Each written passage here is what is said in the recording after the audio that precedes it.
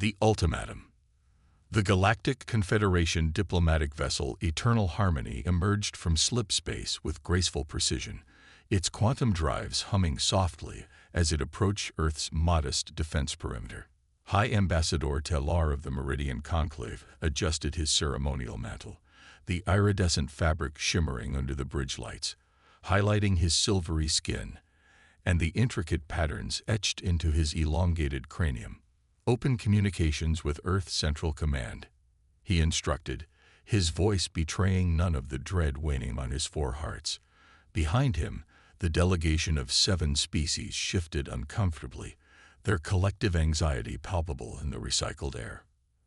Earth had only joined the Galactic Confederation 63 standard cycles ago, barely a moment in cosmic politics. Humans had proven themselves remarkably adaptable allies, contributing significantly to medical research and artistic exchanges, but their military capabilities were considered primitive at best. Their handful of fusion-powered cruisers and orbital platforms were generations behind Confederation technology, which made the coming crisis all the more catastrophic. "Channel established, Ambassador," announced his communications officer, a tentacled Vosgian whose chromatophores flashed anxious patterns across its translucent skin. The view screen illuminated to reveal the stern visage of Admiral Sofia Mendoza, Earth Defense Force commander, her dark eyes betraying no emotion beneath her close-cropped silver hair. "Ambassador Tellar," she acknowledged with a respectful nod. "This is an unscheduled visit." The ambassador straightened his 7-foot frame. "Admiral Mendoza, I bring grave tidings. The Dracari Imperium has broken the armistice of Centauri. 3 Confederation worlds have already fallen to their onslaught, and their armada is—" He paused, his multi-tone voice dropping an octave, "approaching the Sol system." A subtle tension rippled through the Earth officers visible behind Mendoza, but the Admiral herself remained impassive. "I see," she said simply. And the Confederation's response. This was the truly difficult part, Tellar's secondary heart constricted with shame. The Confederation Defense Fleet has been dispersed. Several member worlds have recalled their vessels to protect their home systems. The remaining forces are regrouping at Proxima Centauri, but they won't arrive in time. Mendoza finished for him. It wasn't a question. "No, Admiral," Tellar admitted, his bioluminescent facial markings dimming with regret. "The Dracari fleet will reach Sol in approximately 68 hours. We are here to coordinate the evacuation of your leadership, genetic repositories, and as many civilians as possible. The Confederation will provide sanctuary for your people until—" To his surprise, Admiral Mendoza didn't react with desperation or outrage. Instead, she appeared contemplative, her gaze briefly shifting to something off-screen. "How many Dracari vessels?" she inquired. 216 capital ships, including 3 world breakers," Tellar replied grimly. "Admiral, I understand this is difficult to accept, but Earth's defense forces cannot possibly—" "Ambassador," Mendoza interrupted, her voice calm but firm, "I appreciate the Confederation's concern, but Earth will not be evacuated." Tellar blinked his 4 eyes in rapid succession, the Meridian equivalent of shocked disbelief. "Admiral, with all respect, the Dracari Armada outgunned your forces by several orders of magnitude. Resistance would be futile and—" "Perhaps," Mendoza said with the faintest hint of a smile. "It's time the Confederation learned why humans were quarantined by the Ancient Ones for 12,000 years before we were permitted to join galactic society." Before Tellar could process this cryptic statement, the bridge's proximity alert sounded. "Ambassador," his sensor officer called out, her crystalline appendages vibrating with alarm. "Massive energy signature detected from Earth's southern polar region." The view screen split to show a real-time feed from Antarctica. The pristine ice sheet was moving. No, it was opening. Colossal plates of what had appeared to be natural glacial formations slid apart with surprising speed, revealing a cavernous chamber beneath. And rising from that impossible depth was something that defied comprehension. "By the first light," whispered Taylor, as the object continued to emerge. It was a ship. If such a vast construct could be called merely a ship, it dwarfed the largest Confederation dreadnought by a factor of at least 20, its hull a midnight black that seemed to absorb rather than reflect light, interrupted only by pulsing crimson energy conduits that traced arcane patterns across its surface. "Ambassador Taylor," Admiral Mendoza said formally, "allow me to introduce you to the Prometheus, Earth's first and last supercarrier." "This is impossible," Taylor breathed. "Our surveys showed no indication of." "It was designed not to be found," Mendoza explained. "Built during what we call the Third World War, before humanity achieved unification. When peace was finally secured, the Prometheus was relocated to Antarctica and placed in deep hibernation with a skeleton crew in suspended animation, to be awakened only in humanity's darkest hour. The Prometheus had fully emerged now, its massive form stretching at least 30 kilometers from bow to stern. Ancient it might be, but as it powered up, the Eternal Harmony sensors screamed warnings about energy readings that defied known physics. "Admiral," Taylor said carefully, finding his diplomatic voice again, "what exactly is the Prometheus capable of?" Mendoza's expression remained unreadable. "The full capabilities remain classified, Ambassador, but I can tell you it carries gravity manipulation weaponry, dimensional phase technology, and a propulsion system that—" She paused. "Well, let's just say FTL travel was not a new concept when we joined the Confederation." Taylor's mind reeled. Humanity had possessed such technology before first contact, had voluntarily restricted its use. The implications were staggering.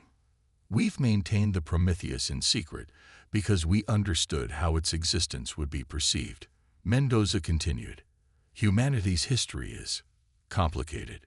We've learned the hard way that our capacity for violence is matched only by our capacity for self-destruction. When we joined the galactic community, we chose to set aside certain technologies, certain weapons. On the view screen, the supercarrier began to move, its massive form accelerating with impossible grace for something of its size. "Admiral," Taylor said, struggling to maintain his composure, "the Confederation must be informed about this vessel immediately. The technological and strategic implications—" "Will have to wait," Mendoza interrupted. "Ambassador, please withdraw the Eternal Harmony to a safe distance. The Prometheus is preparing to jump to the edge of the system to intercept the Drakari fleet." "Admiral, I must strongly protest. Confederation protocols clearly state." Mendoza's expression softened slightly. "Ambassador, we understand your concern. But Earth has not survived this long by leaving its fate in others' hands. The Prometheus was built for one purpose: to ensure humanity's survival at any cost. That purpose has now been activated." As if to punctuate her words, the supercarrier suddenly vanished in a flash of impossible light. Not the familiar blur of a slip space jump, but something entirely different. One moment it was there, the next gone, leaving only a fading geometric pattern in space where it had been. "What you just witnessed is a dimensional fold," Mendoza explained. "The Prometheus will reach the heliopause in approximately 12 seconds. Taylor stood in stunned silence, his diplomatic training failing him completely. Everything he thought he knew about Earth and its capabilities had just been upended. The implications for Confederation politics, for the balance of power, for the very understanding of humanity's place in the galaxy. "Admiral Mendoza," he managed at last, "when this crisis is resolved, assuming we survive it, there will need to be a serious discussion about Earth's technological disclosure policies." Mendoza nodded solemnly. "We understand, Ambassador, and we look forward to that conversation. But first," she said, her eyes hardening as she glanced at a tactical display off-screen, "we have a civilization to save." As the Eternal Harmony retreated to a safe observation distance, Taylor could not help but wonder what other secrets Earth might be keeping. And perhaps more disturbingly, What had humanity done in its past that necessitated building such a terrifying weapon in the first place, and then hiding it from itself? The Dracari Imperium was about to learn why the Ancient Ones had quarantined humanity for 12 millennia. And the Galactic Confederation was about to discover that their youngest member was perhaps their most dangerous. Reckoning. Fleet Admiral Vordrex stood on the command bridge of the Eternal Dominance, his scaled hands clasped behind his back as he surveyed the holographic display of the Sol system. His crimson eyes narrowed with anticipation, the membranous frills along his neck expanding slightly, a sign of pleasure among the Dracari. "Status report," he commanded, his gravelly voice echoing across the bridge. "Our vanguard will enter the Sol system's heliopause in 7 minutes," Supreme Admiral reported his second-in-command. "We detect minimal defensive preparations. The humans appear to be making no significant effort to resist." Vordrek's serrated teeth gleamed in the dim light of the bridge. "As expected, the apes know they cannot stand against us. Perhaps they are more intelligent than we thought." A ripple of hissing laughter spread among the bridge crew. The conquest of humanity's homeworld was considered little more than a formality, a minor addition to the Imperium's recent string of victories against the fractured Galactic Confederation. "Supreme Admiral," called the censor officer suddenly, her voice pitched higher with confusion. "I'm detecting an anomalous energy signature at the system boundary." Vordrek frowned. "Confederation reinforcements?" "Negative, sir. The signature does not match any known Confederation vessel. It's massive. And the energy readings are unlike anything in our database." Before Vordrek could respond, the tactical display flickered and distorted.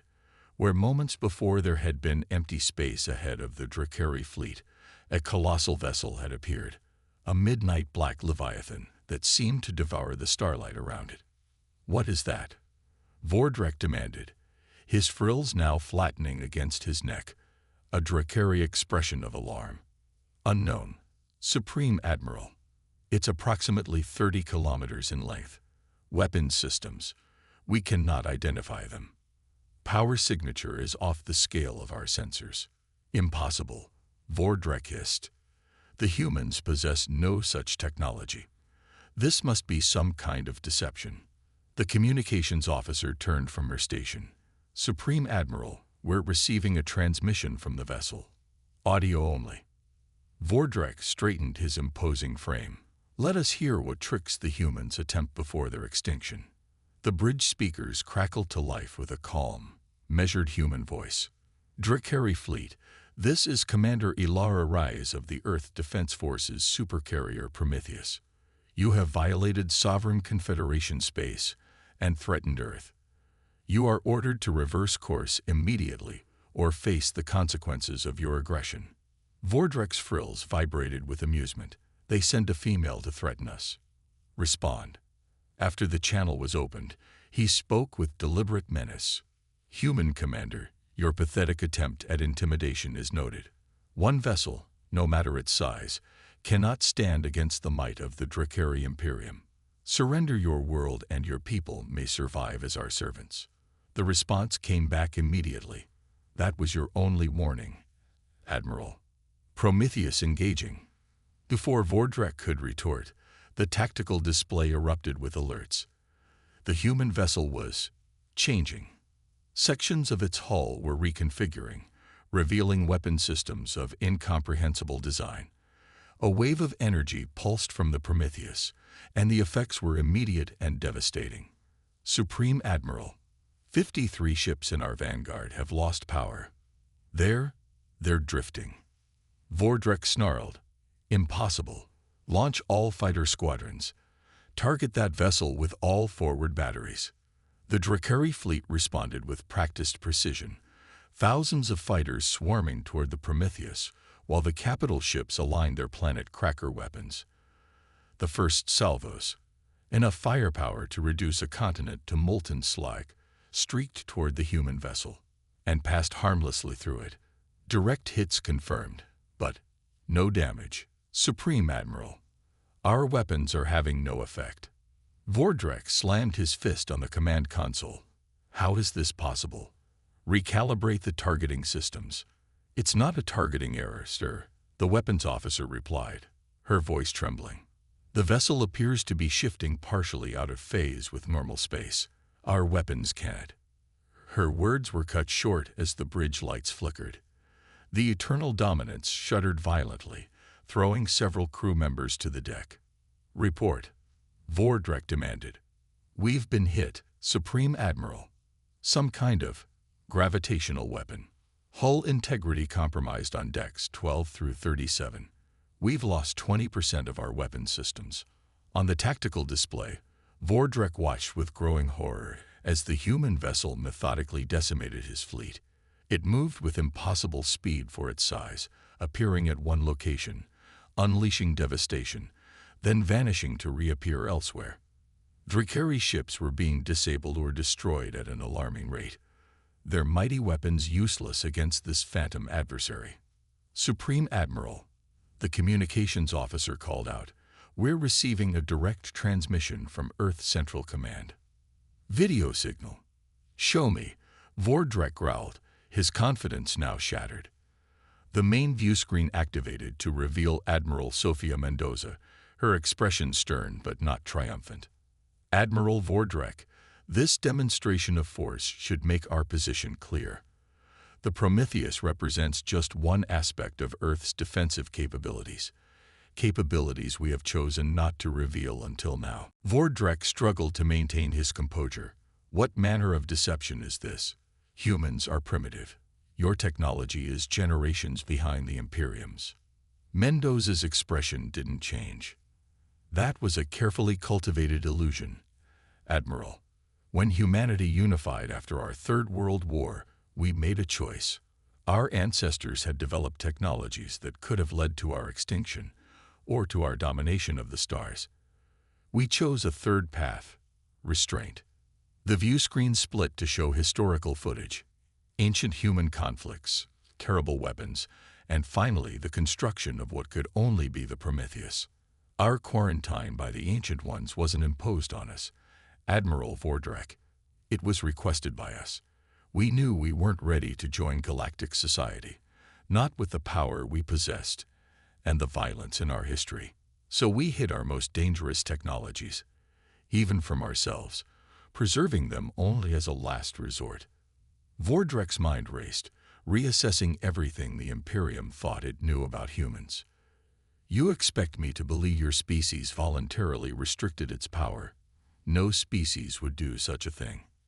That's the difference between us, Admiral, Mendoza replied. You see power as something to be used.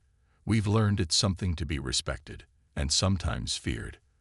The Prometheus and the technologies it carries were our insurance policy, nothing more. Another violent shudder ran through the eternal dominance as the supercarrier continued its methodical dismantling of the Drakari fleet. Your choices are simple, Mendoza continued. Retreat immediately, and the Prometheus will allow your remaining ships safe passage out of the system. Continue your aggression, and none of your vessels will return to Drakari space. You have 5 minutes to decide. The transmission ended, leaving Vordrek staring at the tactical display where over half his mighty fleet was now disabled or destroyed. The supercarrier hovered at the center of the debris field, untouched and seemingly invincible. Orders, Supreme Admiral, his second-in-command asked quietly. Vordrek's frills lay flat against his neck as he made the most difficult decision of his military career. Signal the fleet, all vessels to make immediate withdrawal to Rally Point Sigma. We cannot win this battle.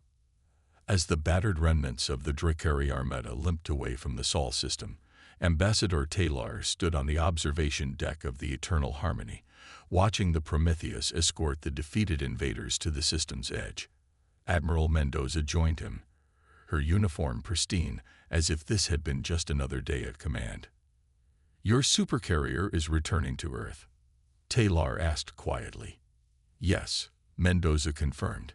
It will return to hibernation beneath Antarctica until needed again, which we hope will be never. The Confederation Council will have questions, Admiral. Many questions. Mendoza nodded. and will answer them honestly. Earth joined the Confederation in good faith, Ambassador. We didn't reveal the Prometheus because we hoped never to use it. We wanted to be valued for our contributions to medicine, art, and science, not feared for our military potential. Taylor contemplated this as they watched the distant form of the supercarrier gracefully change course back toward Earth. Perhaps, he said slowly, there is wisdom in your restraint. Many species gain power and immediately seek to use it. Few consider whether they should. An old Earth scientist once said that with great power comes great responsibility. Mendoza replied, "We learned that lesson the hard way through centuries of our own conflicts. The Prometheus is as much a reminder of what we might become as it is a weapon. And now that the Confederation knows of its existence." Mendoza turned to face the ambassador directly. "Now we hope the Confederation understands that Earth's commitment to peace is a choice, not a necessity. And perhaps more importantly, that we can be trusted with the power we possess, because we choose not to use it except in the direst need." As the Prometheus disappeared into a dimensional fold, returning to its Antarctic sanctuary, Taylor realized that the galaxy's understanding of humanity had forever changed. The Dracari Imperium had learned to fear these supposedly primitive apes, but the Confederation had learned something perhaps more valuable, that their youngest members might also be their wisest. The quarantine of humanity had never been about protecting the galaxy from humans. It had been about protecting humans from themselves, until they were ready to join galactic society not just with advanced technology, but with the wisdom to use it properly. "Your people are full of surprises, Admiral Mendoza," Taylor said finally. "Ambassador," she replied with a slight smile, "you have no idea.